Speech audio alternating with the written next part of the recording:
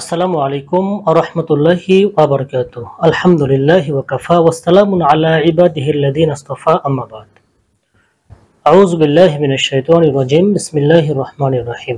সম্মানিত দর্শক শ্রোতা মণ্ডলী, দিনী ভাই ও বোন, আমরা ইতিপূর্বে আপনাদের সামনে আলোচনা করেছি দুটি বিষয়ে, আর তা হলো ইন্নামা ওয়ালিয়্যুকুমুল্লাহ ওয়া রাসূলুহু, যে নিশ্চয়ই তোমাদের বন্ধু হবেন আল্লাহ ও তার রাসূল। এ পর্যায়ে আমরা আপনাদের সামনে আলোচনা করব ওয়াল্লাযিনা আমানু, আর যারা ঈমানদার, অর্থাৎ ঈমানদার ব্যক্তিগণ হবেন আমাদের বন্ধু। আর একজন ঈমানদার ব্যক্তির মধ্যে কি কি গুণাবলী থাকলে তাকে আমরা আমাদের জীবনে বন্ধু হিসেবে গ্রহণ করতে পারবো, সেই সমস্ত বিষয়গুলো নিয়ে আজকে আমরা আলোচনা করব ইনশাআল্লাহ। আর একটি কথা বলে রাখি, বিগত যে দুইটি বিষয়ের সম্পর্কে আমরা আলোচনা করেছি, এই দুটি বিষয়ের আলোচনার লিংক আমি ডিসক্রিপশন বক্সে দিয়ে রাখবো, আপনারা চাইলেই দেখে নিতে পারেন।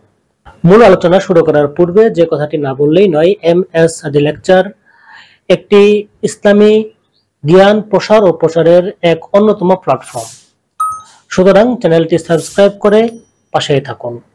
সম্মানিত দর্শক শ্রোতা মণ্ডলী, তিনি ভাই বোন, আজকে আমরা আলোচনা করব কোন কোন বৈশিষ্ট্য একজন মুমিন ব্যক্তির মধ্যে থাকলে আমরা তাকে আমাদের জীবনে বন্ধু হিসেবে গ্রহণ করতে পারবো। এই আয়াতের মধ্যে বলা হয়েছে ওয়াল্লাযিনা আমানু আল্লাযিনা ইউকিমুনাস সালাত ওয়া ইউতুনাজ যাকাত ওয়া হুম রাকিউন।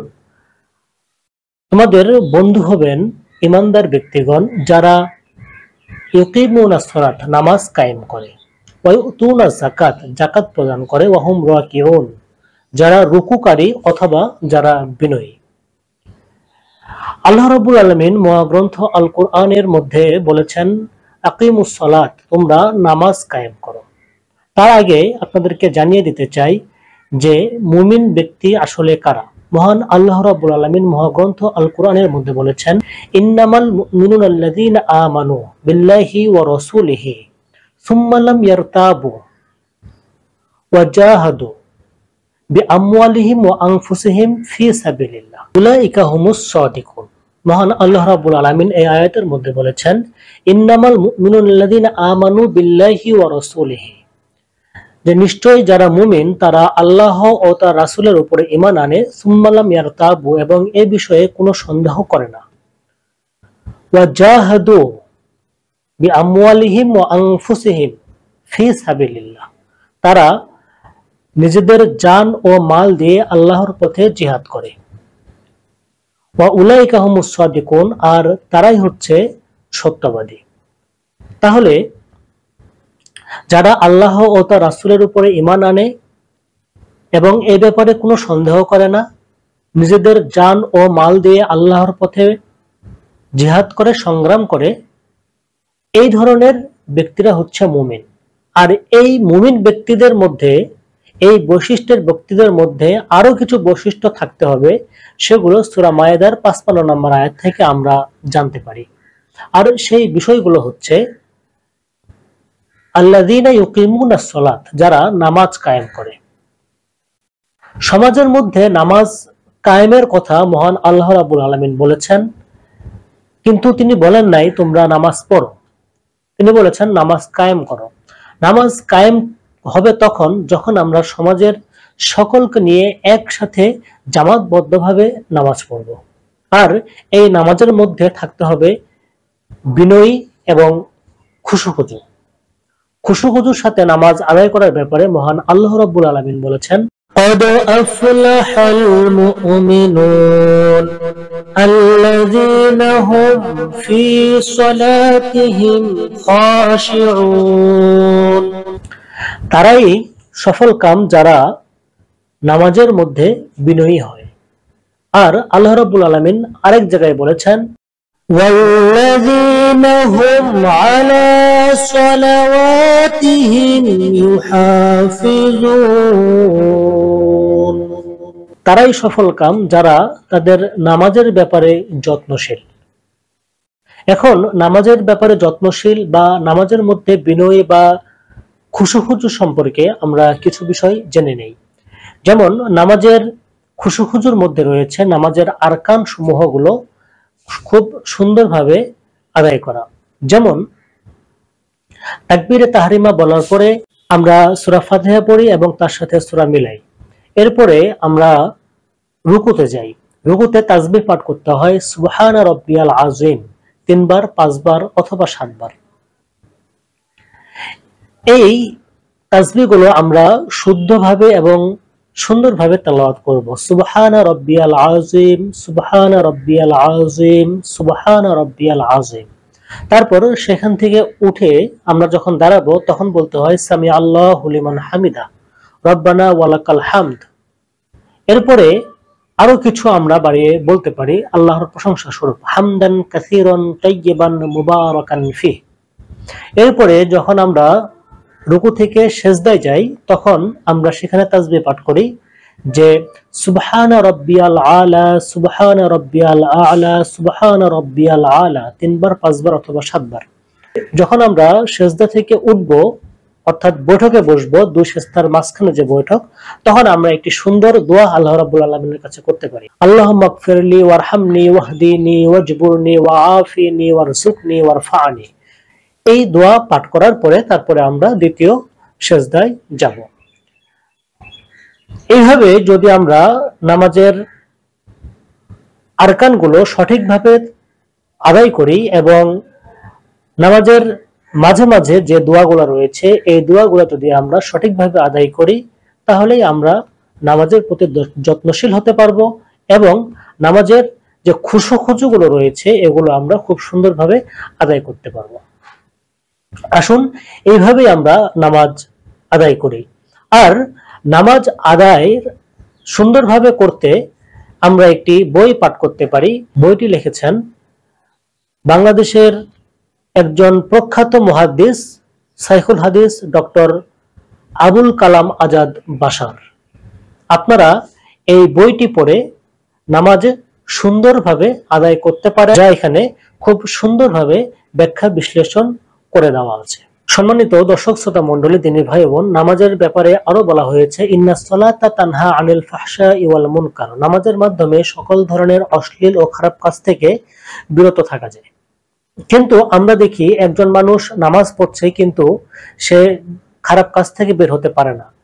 একজন মানুষ নামাজ পড়ছে, সে সুদের সাথে জড়িত, সে ঘুষের সাথে জড়িত, সে আরো অন্যান্য অশ্লীল কাজের সাথে লিপ্ত। যে ব্যক্তি নামাজ আদায় করে সে যেমনি একজন নামাজের মুসল্লি, আবার ওই মসজিদের সভাপতি, ঠিক তেমনি ভাবে সমাজের মধ্যে যখন অশ্লীল কোনো আয়োজন হয় তখন সেই অশ্লীল অনুষ্ঠানের সে সভাপতি বা দায়িত্বশীল হিসেবে থাকে। তাহলে একজন মানুষ নামাজের মাধ্যমে কিভাবে অশ্লীল ও খারাপ কাজ থেকে মুক্ত হতে পারে? আসলে দেখুন যে নামাজ শুধু আদায় করলেই হবে না, নামাজের মাধ্যমে শিক্ষা অর্জন করে আমাদেরকে সকল ধরনের খারাপ কাজ থেকে বিরত থাকতে হবে। যদি কেউ খুশুখুজু এবং যত্নশীল হয়ে নামাজের ব্যাপারে নামাজ আদায় করে তাহলেই এই নামাজ তাকে সকল ধরনের অশ্লীল ও খারাপ কাজ থেকে বিরত রাখতে সক্ষম হবে। এরপরে আসুন, আল্লাহ রাব্বুল আলামিন মহাগ্রন্থ আল কোরআনের মধ্যে বলেছেন ওয়াতু যাকাত, যারা যাকাত প্রদান করে, অর্থাৎ যারা যাকাত প্রদান করে তারা হবে আমাদের বন্ধু। মহান আল্লাহ রাব্বুল আলামিন কোন কোন খাতে যাকাত ব্যয় করতে হবে সে সম্পর্কে আমাদেরকে বলে দিয়েছেন সূরা তাওবার 60 নম্বর আয়াতে। মহান আল্লাহ রাব্বুল আলামিন এই জায়গার মধ্যে বলেন, ফকির, মিসকিন, যাকাতের টাকা আদায়ের জন্য নিয়োজিত ব্যক্তি, যাদের মন জয় করা যায় এমন ব্যক্তি, দাস আজাদ করার জন্য ঋণগ্রস্ত ব্যক্তি, আল্লাহর রাস্তায় এবং মুসাফির, এই 8 শ্রেণীর ব্যক্তিকে যাকাতের টাকা প্রদান করা যায়। এটি আল্লাহ রাব্বুল আলামিন সূরা তাওবার 60 নম্বর আয়াতে বর্ণনা করেছেন। এখন আসুন, যাকাতের টাকা কেউ যদি ব্যয় না করে বা যাকাত যদি কেউ আদায় না করে তাহলে সেক্ষেত্রে কি শাস্তি বা তার কি পরিণতি হতে পারে এই ব্যাপারে মহান আল্লাহ রাব্বুল আলামিন বলেছেন যে যারা স্বর্ণ ও রৌপ্য পুঞ্জীভূত করে রাখে, আল্লাহর রাস্তায় ব্যয় করে না, তাদেরকে কঠিন আযাবের সুসংবাদ দাও। আল্লাহ রাব্বুল আলামিন এখানে বলেছেন কঠিন আযাবের সুসংবাদ দাও। আযাব বা শাস্তি আবার কেমনে সুসংবাদ হতে পারে? দেখুন, কেউ যদি এই সম্পদ পুঞ্জীভূত করে রাখে, আল্লাহর রাস্তায় ব্যয় না করে, তাহলে তার এই সম্পদ স্বর্ণ রৌপ্য সেদিন জাহান্নামের আগুন দিয়ে উত্তপ্ত করে তার কপাল, তার পার্শ্ব এবং তার পিঠের মধ্যে চিহ্ন অঙ্কন করা হবে, দাগ দেওয়া হবে যে তোমরা যে সম্পদ পুঞ্জীভূত করে রেখেছিলে আল্লাহর রাস্তায় খরচ করেনি, আজ সেই সম্পদ তোমরা ভক্ষণ করো বা ভোগ করো। এখন দেখুন যে আল্লাহ রাব্বুল আলামিন এই জায়গার মধ্যে তিনটি বিষয়ের কথা বলেছেন। তিনটি জায়গায় তিনি এই সম্পদগুলো জাহান্নামের আগুন দিয়ে উত্তপ্ত করে ছেঁকা দিবেন। সেটি হচ্ছে কপাল।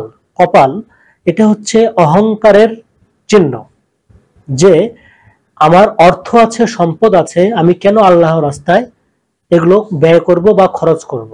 সম্পদের অহংকার, এজন্য কপালের মধ্যে আল্লাহ রাব্বুল আলামিন এই সম্পদগুলো উত্তপ্ত করে কপালের মধ্যে ছেঁকা দিবেন। তারপরে সম্পদ লুকিয়ে রাখার যে জায়গা হচ্ছে পার্শ্ব, অর্থাৎ এই দুই পাশে আমরা আমাদের সম্পদ লুকিয়ে রাখি, এজন্য এই দুই পাশে ওই সম্পদ জাহান্নামের আগুন দিয়ে উত্তপ্ত করে ছেঁকা দেওয়া হবে।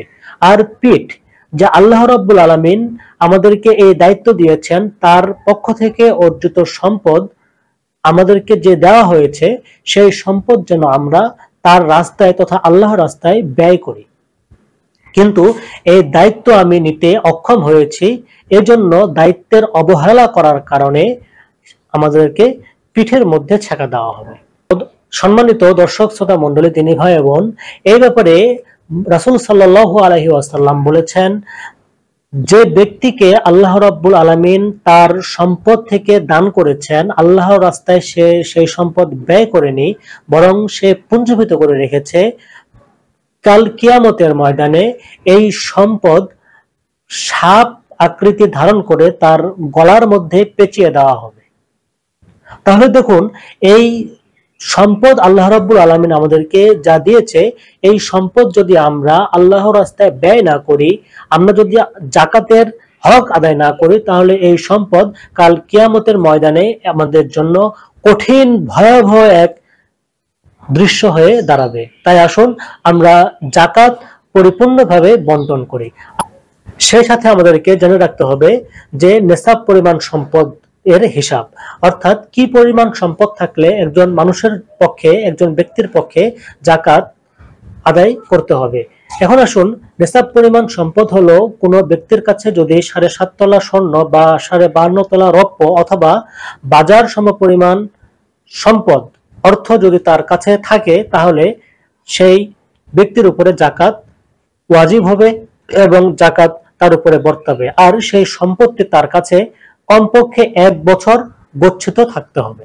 সম্মানিত দর্শক শ্রোতা মণ্ডলী, দিনী ভাই বোন, এরপরে আসুন ওয়াহুম রাকিউন, তথা যারা রুকুকারী বা বিনয়ী, এরা আমাদের বন্ধু হবে বা এদেরকে আমরা আমাদের জীবনে বন্ধু হিসেবে গ্রহণ করতে পারি। তাফসীরে ইবনে কাসিরের বর্ণনায় এসেছে, সূরা মায়েদার 55 নম্বর আয়াতের ব্যাখ্যায়, যে হযরত আলী রাদিয়াল্লাহু তাআলা আনহু একদিন নামাজরত অবস্থায় ছিলেন। যখন তিনি রুকুতে অবস্থান করছিলেন, তখন একজন ব্যক্তি তার কাছে এসে সাহায্য চায়, আর তখন তিনি তার হাতে পরানো যে আংটি ছিল, এই আংটিটি খুলে তাকে দান করে দেন। আর এর প্রেক্ষিতেই এই আয়াতটি নাজিল হয়েছে বলে জানা যায়।